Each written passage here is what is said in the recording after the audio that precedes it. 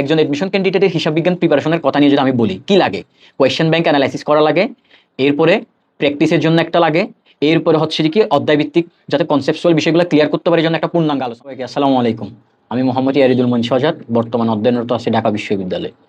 আর দীর্ঘদিন ধরে যেহেতু আমি অ্যাকাউন্টিং সাবজেক্টটা পড়াই, পাশাপাশি যেহেতু ঢাকা বিশ্ববিদ্যালয়ে পড়াশোনা করি, আমার জুনিয়ররা বলেন কিংবা অনেক স্টুডেন্টরাই আমাকে সবসময় প্রশ্ন করে যে ঢাকা বিশ্ববিদ্যালয় কিংবা অন্যান্য বিশ্ববিদ্যালয়ের ব্যবসা শিক্ষা শাখার যে ইউনিটগুলো আছে, আমি যদি বলি ঢাকা বিশ্ববিদ্যালয়ের সি ইউনিট, দেন রাজশাহী বিশ্ববিদ্যালয়ের বি ইউনিট, জিএসটির সি ইউনিট, এগুলোর যে অ্যাকাউন্টিং অংশটা আছে, এই অ্যাকাউন্টিংয়ের জন্য আসলে কোন বইটা ফলো করা উচিত? তো এটার উত্তর দেওয়ার আগে আমি আমার কথা যদি বলি, আমি আমার এডমিশন টাইমে কোন বইটা ফলো করছিলাম। আমি আমার এডমিশন দেওয়া পর্যন্ত অর্থাৎ একটা মাত্র বই ফলো করছি, জাস্ট একটা।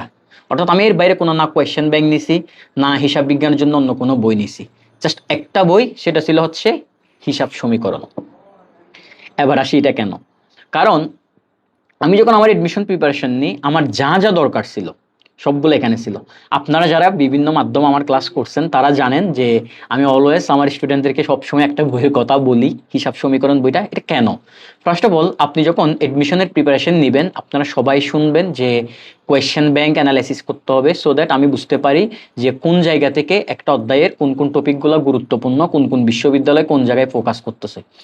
তো এই বইটাতে যেটা আছে সেটা হচ্ছে বিগত সালের প্রশ্নগুলো তো আছেই। আপনি যখন একটা অধ্যায় পড়তে যাবেন, সবার শুরুতে আপনার যেটা দরকার ওই অধ্যায়ের কনসেপচুয়াল যে আলোচনা সেটা জানা দরকার। এখানে এই বইতে আমি ফার্স্ট ইমপ্রেশন যদি বলি, প্রত্যেকটা অধ্যায়ের একদম অধ্যায় ভিত্তিক পূর্ণাঙ্গ আলোচনা আছে, যেটা আপনার হিসাব বিজ্ঞানের একদম বেসিক টু অ্যাডভান্স পুরাটা কভার করবে। এবং প্রতিটি অধ্যায় শেষে বিভিন্ন বিশ্ববিদ্যালয়ের প্রশ্ন, আপনি ঢাকা বিশ্ববিদ্যালয় বলেন, রাজশাহী বিশ্ববিদ্যালয় বলেন, জগন্নাথ বিশ্ববিদ্যালয় বলেন, কিংবা গুচ্ছ, প্রত্যেকটা বিশ্ববিদ্যালয়ের প্রশ্নগুলা অধ্যায় ভিত্তিক এখানে ইনক্লুডেড আছে। এখন এটা করলে লাভটা কি?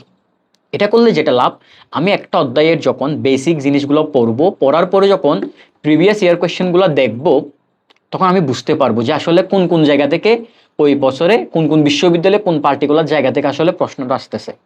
অর্থাৎ আমার যে ইয়ার কোয়েশ্চেন অ্যানালাইসিস, এটা খুব ভালো মতনই হয়। দ্বিতীয়ত, এই বইতে আরেকটা জিনিস যেটা আমার অনেক বেশি ভালো লাগে, সেটা হচ্ছে কি, প্রতিটা প্রশ্ন শেষে যেগুলো কঠিন প্রশ্ন আছে প্রত্যেকটার ব্যাখ্যা। এতে করে যেটা হয়, একজন শিক্ষার্থী কোনো শিক্ষকের সহায়তা ছাড়াই যে কোনো কঠিন ম্যাথ সমাধান করতে সক্ষম হয়। এর বাইরে আরো একটা এক্সট্রা ফিচার্স যেটা আমার খুব ভালো লাগে, সেটা হচ্ছে অনেকগুলা প্র্যাকটিস এখানে দেওয়া আছে, যেখান থেকে প্রতি বছর দেখা যায় যে কোনো না কোনো বিশ্ববিদ্যালয়ে কমন পড়ে। তো ওভারঅল একজন এডমিশন ক্যান্ডিডেটের হিসাব বিজ্ঞান প্রিপারেশনের কথা নিয়ে যদি আমি বলি, কি লাগে? কোয়েশ্চেন ব্যাংক অ্যানালাইসিস করা লাগে, এরপরে প্র্যাকটিসের জন্য একটা লাগে, এরপরে হচ্ছে যে কি অধ্যায় ভিত্তিক যাতে কনসেপচুয়াল বিষয়গুলো ক্লিয়ার করতে পারে জন্য একটা পূর্ণাঙ্গ আলোচনা লাগে। এখন এটার জন্য আমি বই পড়বো, প্র্যাকটিসের জন্য কোচিংয়ের লেকচার শিট পড়বো, কোয়েশ্চেন ব্যাংক অ্যানালাইসিস জন্য আরেকটা কোয়েশ্চেন ব্যাংক কিনবো। এই যে তিনটা জিনিসের একসাথে সমন্বয় হচ্ছে হিসাব সমীকরণ।